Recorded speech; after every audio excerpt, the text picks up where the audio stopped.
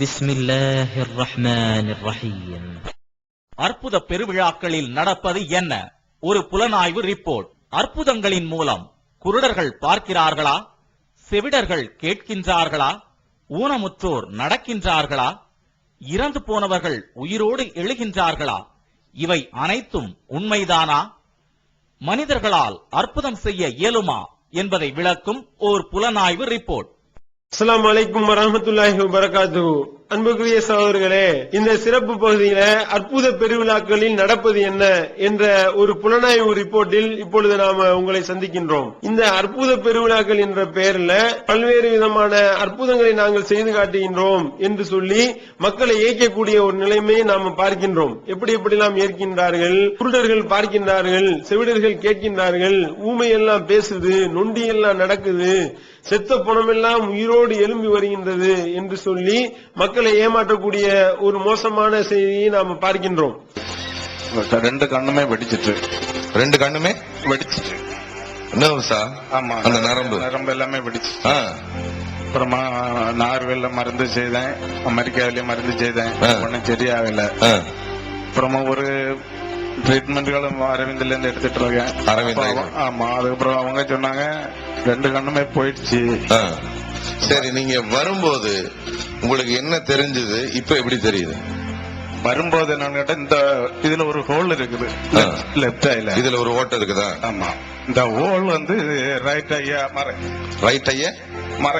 மறைக்கும். இந்த ஹோல்னால right I மறைச்சிரும். ஆமா, அந்த ஆட்கள் நிக்கிறது வந்து என்னன்னு கேட்டா ஒரு பிளாக் போல தெரியும். ஆட்கள் வர்றது போற தெரியும், ஆனா முகம் வந்து தெரியாது முன்னாடி. சரி, நீங்க வரும்போது எப்படி இருந்துச்சு, இப்ப எப்படி இருக்குது உங்களுக்கு? இப்ப அந்த ஹோல் அடைஞ்ச போல இருக்கு. என்னங்க நீங்க இப்படியா கை தட்டுவீங்க? நீங்க ஆண்டு இல்லையா? அப்படியா? ரொம்ப நம்பிக்கை வந்தீங்களா அந்த கூட்டத்துக்கு? ஆமா. என்ன கேட்டுட்டு வந்தீங்க ஆண்டுகிட்ட? கண்ணு கிடைக்கணும், அவனுடைய பிள்ளையா வாழ்ந்து நமக்கு ஒளியும் செய்யணும், அதுதான் எனக்கு விருப்பம். அமெரிக்கா எல்லாம் போய் நான் போய் சம்பாதிச்சு இழந்தேன் என் பாவத்தினால. இனி அந்த வாழ்க்கை எனக்கு வரக்கூடாதுன்னு சொல்லி கடவுட்ட வேண்டிட்டே இருந்தேன்.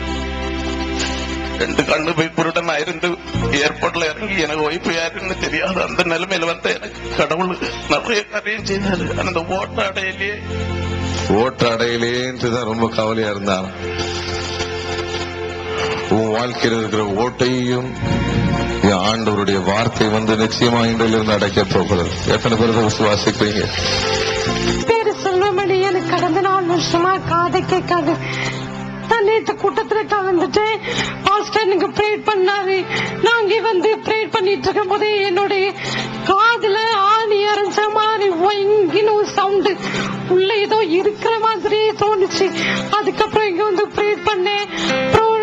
இன்னைக்கு காலையில எங்க அம்மா சமையல் பண்ணி கேட்டாங்க சாப்பாடு எப்படி இருக்குன்னு.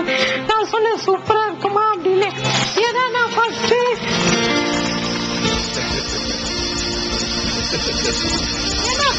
ஏதாவது சொன்னாங்கன்னா என்னம்மா சொன்னீங்க திரும்பி கேட்பேன். ஆனா நான் காலையில அப்படி கேட்கல. எங்க தங்கச்சி கேட்டா இன்னைக்கு கூட்டத்துக்கு போலாமான்னு கேட்டா போலாம். எல்லாருமே கேட்ட கேள்விக்கு கரெக்டா ஆன்சர் பண்ணேன். Come on, give the Lord some praise. Give the Lord some praise, people of God. நல்ல கரங்களை தட்டி.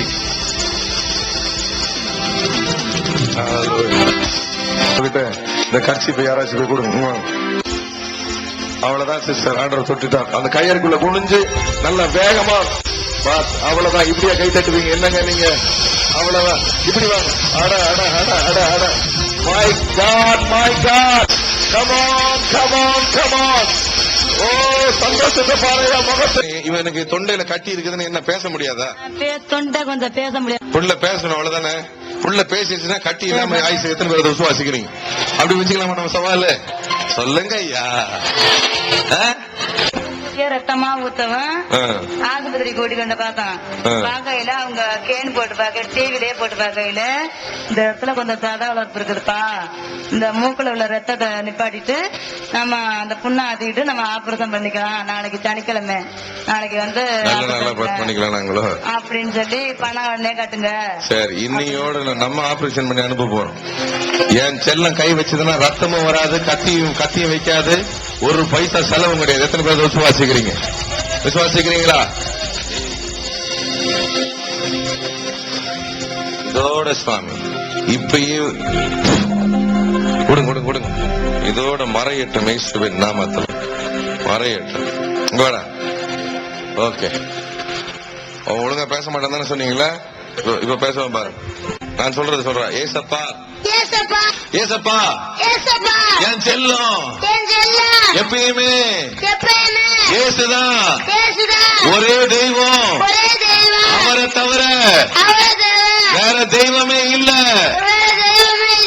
ஏசுதான் கடவுள். இப்படியாங்க கை தட்டுவீங்க? என்னங்க நீங்க? ஓ மை காட், நானே இவ்வளவு எதிர்பார்க்கல. நான் நினைச்சேன் கொஞ்சம் கொஞ்சமா மாறிட்டு வரும், அப்படியே அட்ஜஸ்ட் பண்ணி அப்படியே பேச வச்சிடலான்னு பாரு. இதுக்கு இப்படியா கை தட்டுவீங்க? Come on somebody. My God, I serve a great daddy, you know that? எவ்வளவு ஒரு நல்ல ஒரு ஆண்டவர் தெரியுமா? நான் ஆராதிக்கிற ஆண்டவர். சும்மாலாம் உலகம் ஃபுல்லா போயிட்டு ஒரு செத்தவனையும் ஒரு சொத்தையோ போயிட்டு நான் சொல்லல. அந்த சர்வ வல்லவரை பற்றி தான் அவ்வளவு ஆசையா சொல்லி கொண்டு வருகிறோம். அதான் நீங்க ஆசையா ஆராதிக்க வந்தீங்க. புரிஞ்சுக்கிட்ட மட்டும் நல்ல கரங்களை தட்டி, ஆண்டவரை இந்த மகனுக்கு நீ உடனே செய்ய முடியுமா?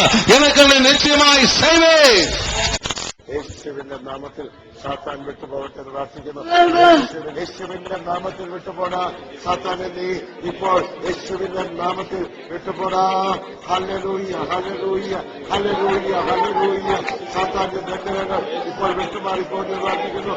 സകല സാത്താന്റെ ബന്ധനങ്ങൾ ദൈവത്തിൽ പ്രാർത്ഥിക്കുന്നു. സകല സാത്താന്റെ ബന്ധനങ്ങൾ യേശുവിന്റെ നാമത്തിൽ വിട്ടുമാറിപ്പോകട്ടെ എന്ന് യേശുവിന്റെ നാമത്തിൽ സാത്താൻ വിട്ടുപോകട്ടെ എന്ന് പ്രാർത്ഥിക്കുന്നു. യേശുവിന്റെ നാമത്തിൽ സാത്താൻ ഇപ്പോൾ വിട്ടുപോകട്ടെ എന്ന് പ്രാർത്ഥിക്കുന്നു. യേശുവിന്റെ നാമത്തിൽ സാത്താൻ ഇപ്പോൾ വിട്ടുപോകട്ടെ എന്ന് പ്രാർത്ഥിക്കുന്നു. Hallelujah hallelujah.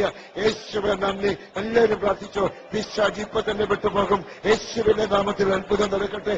യേശുവിന്റെ നാമത്തിൽ സകല അറുതലകളും വിട്ടുപോകും. യേശുവിന്റെ നാമത്തിൽ ഹല്ലേലൂയ ഹല്ലേലൂയ ഹല്ലേലൂയ.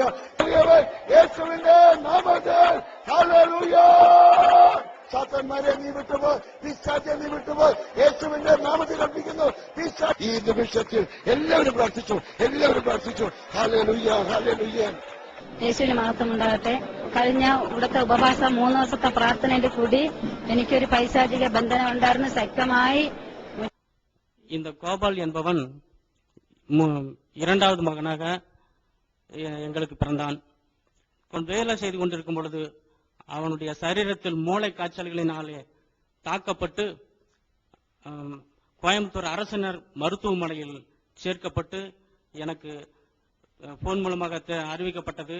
நான் புறப்பட்டு கோயம்புத்தூர் பட்டணத்துக்கு வந்து வரும் பொழுது என்னுடைய மகனை பார்க்கும் பொழுது என் மகன் இறந்து போனது போலவே அவன் காணப்பட்டான். நீங்க கொண்டு வந்து சேர்த்துறப்பையே அன்கண்டிஷனோட தான் நீங்க சேர்த்திருக்கிறீங்க. எங்களால் எதுவுமே சொல்ல முடியாது.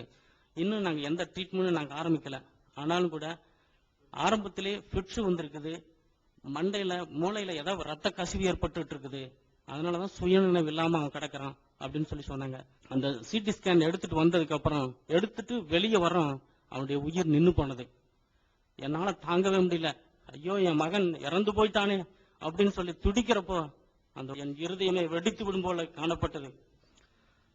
ஆனாலும் கூட என்னுடைய சகோதரி சொன்னார்கள், நீ எங்கேயும் அங்கேயே இரு, நான் இப்ப பக்கத்துல இருக்கிற பிரதர் கிட்ட நான் போய் ஜெபம் பண்ணிட்டு வரேன் அப்படின்னு சொல்லி அருமையான பிரதர் கிட்ட ஜெபித்து அந்த கர்ச்சீப்பையும் ஜெப எண்ணெயை வாங்கிட்டு வந்து காலையில கொண்டு வந்து கொடுத்தாங்க. அவங்க மரித்து போய் ஓரமாக ஒதுக்கப்பட்டு 6 மணி நேரம் கழித்து டாக்டர்லாம் நீங்க எடுத்துட்டு போறது நல்லது அப்படின்னு சொல்லிட்டாங்க. நானும் ஆம்புலன்ஸ் வேண்டி உள்ள எல்லா இதுவும் நான் ஏற்பாடு செய்துட்டேன். இப்படி இருக்கிற சூழ்நிலையில என்னுடைய சகோதரி பிரதர்ஸ் கொடுத்த அந்த கர்ச்சீப் ஜபிச்ச கர்ச்சீப்பையும் ஜப எண்ணெயும் கொண்டு வந்து கொடுத்து அதை சரீரத்தில் அந்த மார்போடு இருதயத்து மேல போடும் பொழுது அந்த எண்ணெயை தலையில வந்து வைக்கிறப்போ என்னுடைய மகன் ஒரு நொடி பொழுதுல அவனுடைய கண்கள் திறக்கப்பட்டது. என்னால தாங்க முடியல. என் மகன் உயிரோடு கூட எழுந்துட்டானே, என் மகன் உயிரோடு கூட எழுந்துட்டானே அப்படின்னு சொல்லி சந்தோஷத்தினால ரொம்ப மகிழ்ச்சியா இருந்தேன். டாக்டருங்க எல்லாம் கை விட்டுட்டாங்க, எடுத்துட்டு போன்னு சொல்லிட்டாங்க அப்படின்னு சொல்லி சொன்னாங்க. பரவாயில்ல, டாக்டருங்க தெய்வம் இல்ல, அவங்க சொல்ற ரிப்போர்ட் அவங்க சொல்லட்டும். வெறும் எலும்பு மட்டும் அந்த பையனுடைய சரீரத்துல இருந்தா போதும். ஆண்டவர் அவனை உயிரோடு எழுப்புவாரு. அவன் இந்த வீட்டுக்கு நடந்து வருவான். ஒரு வெள்ள கார்ல அவன் இறங்கி வந்து இந்த வீட்டுக்கும் இந்த ஊருக்கே ஒரு சாட்சியா நிறுத்துவான்னு சொல்லி, நீ எக்காரண்ட கொண்டு நீ பாடி நீ வீட்டுக்கு எடுத்துட்டு வரக்கூடாதுன்னு சொல்லி சொன்னேன். என் கட்சிப்பு கொண்டு போய் வச்சு ஜெபம் பண்ணி ஆண்டவருடைய வல்லம் அங்க போய் இறங்கின உடனே அந்த பையனுடைய சரீரத்துல அசைவம் உண்டாச்சு. ஆண்டவர் அப்படியே அற்புதத்தை செய்து இன்னைக்கு இவன் வந்து நம்ம மத்தியில உயிரோட இருந்த எங்களுக்கெல்லாம் ஒரு சாட்சியா இருப்பான். அந்த பையன் இப்படி எந்திரிச்சு வரும் நாங்களே எதிர்பார்க்கவே இல்லை. இந்த பையன் மறிச்சு போயிருந்தேன், இன்னைக்கு 2 மாசம் ஆயிருக்கும். இன்னைக்கு உயிரோட இங்க வந்திருக்கிறானா அது தேவனுடைய கிருபைதான், நம்முடைய பிரதனுடைய ஜெபம். அந்த தீர்க்கதரிசி மூலியமா எங்களுக்கு கொடுத்த வாக்கு தத்தங்களும் அவனை உயிரோடு எழுப்புவார்னு சொன்ன அந்த வார்த்தை நிமித்தமாக கர்த்தர் ஆண்டவர் அவருடைய ஜெபத்தையும் கேட்டு இன்னைக்கு நம்ம மத்தியில கொண்டு வந்து நிறுத்தியிருக்காங்க. இத குறித்து ஒரு விழிப்புணர்வை ஏற்படுத்துவதற்காக ஒரு பிரச்சாரம் செய்யப்படுகின்றது. கிறிஸ்தவ மக்கள் மத்தியில் நாம பிரச்சாரம் செய்து கொண்டிருக்கக்கூடிய நிலையில திருவள்ளூர் மாவட்டம் தாங்கல் பகுதியில் உள்ள சகோதரர் ரீகன் என்ற சகோதரருக்கு திருவள்ளூர் மாவட்டம் மற்றும் தாங்கல் கிளை நிர்வாகிகள் ஏகத்துவ பிரச்சாரத்தை எத்தி வைக்கின்றார்கள். அப்படி ஏகத்துவ பிரச்சாரத்தை அவருக்கு எத்தி வைக்கும் பொழுது அந்த ரீகன் என்ற சகோதரர் என்ன சொல்றாரு, இல்ல நீங்க சொல்றது இஸ்லாம் என்பது பொய்யான மார்க்கம், கிறிஸ்துவம் தான் உண்மையான மார்க்கம் என்று சொல்லக்கூடிய செய்தியை பார்க்கிறோம். அப்ப கிறிஸ்துவம் தான் உண்மையான மார்க்கம் என்பதற்கு நிறைய இடத்துல ஆதாரம் இருக்கின்றது என்று சொல்லி அந்த ரீகன் என்ற சகோதரர் சொல்கின்றார். அப்ப நம்முடைய சகோதரர்கள் என்ன ஆதாரம் என்று கேட்கும் பொழுது, வரக்கூடிய வாரம் ஒரு அற்புத பெருவிழா நடக்க இருக்கின்றது, அந்த அற்புத பெருவிழாவுக்கு உங்களை நான் கூட்டிட்டு போறேன். அதுல குருடர்கள் பார்ப்பார்கள், செவிடர்கள் கேட்பார்கள், ஊமைகள் எல்லாம் பேசும், நுண்டி எல்லாம் நல்லபடியா நடந்து வரும், செத்து போன பணம்லாம் உயிர் கொடுத்து எழுப்பப்படுகின்றது. அப்படிப்பட்ட ஒரு மிகப்பெரிய அற்புதங்கள்லாம் இங்க நடக்குது, நீங்க வந்தீங்கன்னா இந்த அற்புதங்களை கண்கூடா பார்க்கலாம் என்று சொல்லி அந்த ரீகன் என்ற சகோதரர் அழைக்கின்றார். அப்ப நம்முடைய சகோதரர் என்ன சொல்றாங்க, நீங்க உங்களுடைய ஆட்களை நீங்க மேடையில ஏத்தி பண்றது சரியில்லை, நாங்க ஒரு ஊமையை கூட்டிட்டு வர்றோம், நாங்க ஒரு ஊமையான சகோதரரை கூட்டிட்டு வந்து அவரை நம்ம மேலையில ஏத்தி விடுவோம், அவர் பேசிவிட்டாரே ஆனால் நாங்க கிறிஸ்தவ மார்க்கத்தை தழுவி விடுகின்றோம், அப்படி இல்லைன்னா இது பொய்ன்றதை நீங்க தெரிந்து கொள்ளுங்கள் என்று சொல்லி ஒரு ஊமையான சகோதரரை கூட்டிட்டு போறதுக்கான ஏற்பாடுகளை செய்கின்றார்கள். இது குறித்து போஸ்டர்களும் ஒட்டப்படுகின்றது. 3ஆம் தேதி கொருக்குப்பேட்டை என்ற ஏரியால சகோதரர் ஆபிரகாம் சார்லஸ் என்ற ஒரு பாஸ்டர் லண்டன்ல இருந்து அற்புதங்கள் செய்ய போறாரு என்று சொல்லி சென்னை முழுவதும் சுவரொட்டிகள், பேனர்கள், இது போன்ற விளம்பரங்கள் செய்யப்படுகின்றது. யார் இந்த ஆபிரகாம் சார்லஸ்? லண்டனில் இருந்து தமிழகம் பல குருடர்களுக்கு பார்வை கொடுத்து, பல செவிடர்களை கேட்க வைத்து, பல ஊமைகளை பேச வைத்து, செத்துப்போன பல பிணங்களுக்கு உயிர் கொடுத்ததாக சொல்லிக் கொள்ளக்கூடியவர் தான் இந்த ஆபிரகாம் சார்லஸ். பல அர்த்த ரகசியங்களையும் இவர் கிறிஸ்தவ பெருமக்களுக்கு சொல்லி காண்பித்துள்ளார். இவர் சொன்ன மகா அர்த்த ரகசியம் ஒன்று மட்டும் உங்கள் பார்வைக்கு. இதிலிருந்தே இந்த ஆபிரகாம் சார்லஸினுடைய அற்புதங்களை நீங்கள் அறிந்து கொள்ளலாம். இன்னொரு சீக்கிரம் சொல்லி தரட்டா? எத்தனை பேருக்கு அர்த்த ரகசியம் வேணும்னு ஆசைப்படுறீங்க? நிறைய ஊழியக்காரங்க தலைவர் ரகசியம் சொல்லி தர மாட்டாங்க. எனக்கு என்ன தெரியுமா ஆசை, நம்ம மீட்டிங் வந்த எல்லா பிள்ளைங்களும் போய் கலக்கணும், கலக்கணும். அந்த நேரம் என்ன தெரியுமா பண்ணணும், கண்ணாடிக்கு முன்னாடி போ, வெக்கப்படாத, வெக்கப்படாத. புரியுதா நான் சொல்றது? யாரும் உன்னை பார்க்க விடாத. கண்ணாடி வேற ரூம்ல இருந்தா கூட அவங்கள துரத்திட்டு ரூம போட்டிக்கோ. கண்ணாடிக்கு முன்னாடி நின்று என்ன தெரியுமா பண்ணு, கண்ணாடிக்கு முன்னாடி அப்படியே பாரு. உனக்கு என்ன சுகமான மூஞ்சி தான் தெரியும். ஒருவேளை அந்த நேரத்துல கொஞ்ச நேரத்தை சிரிக்க ட்ரை பண்ணு. ஒருவேளை சிரிப்பு வரலன்னா கூட ஒரு வெறுப்போட இல்ல ஒரு வெறியோட தலையில கை வச்சு, என் தலையை அவர் என்னை நாளாக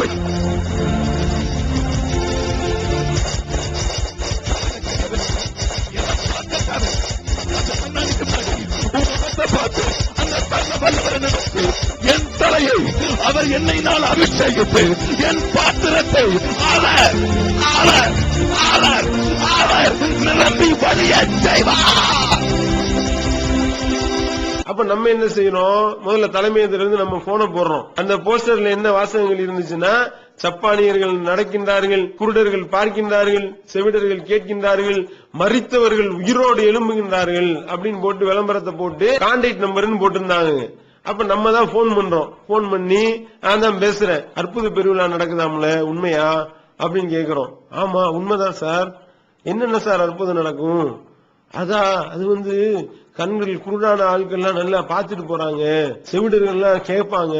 நேத்து கூட மொத்தம் 3 நாள் நடக்கக்கூடிய ப்ரோக்ராம். நம்ம 3வது நாள் காலையில தான் போன் பண்றோம். ஏற்கனவே வெள்ளி சனி 2 நாள் நடந்திருக்கு.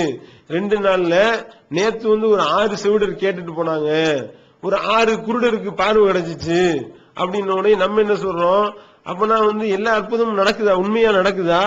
ஆமா சார் உண்மையா நடக்குது சார், நீங்களும் வாங்க சார் அப்படின்னு நம்ம என்ன கேட்டோம். சரி அப்பனா என்னுடைய ஃப்ரெண்ட் ஒருத்தவர் ஆக்சிடென்ட்ல செத்து போயிட்டாரு, அவருடைய டெட் பாடி கவர்மெண்ட் ஹாஸ்பிட்டல் மார்ச்சுரியில இருக்கு, தூக்கிட்டு வரலாமா சார் அப்படின்னு சொல்லி கேட்டவனையும், இந்த மாதிரியான கேள்வியெல்லாம் கேட்க கூடாது, இப்படிலாம் நீங்க கேட்டீங்கன்னா சரியான பதில் கொடுக்க முடியாது அப்படின்னு சொல்லி அந்த சகோதரர் சொன்னதை நம்ம பார்த்தோம்.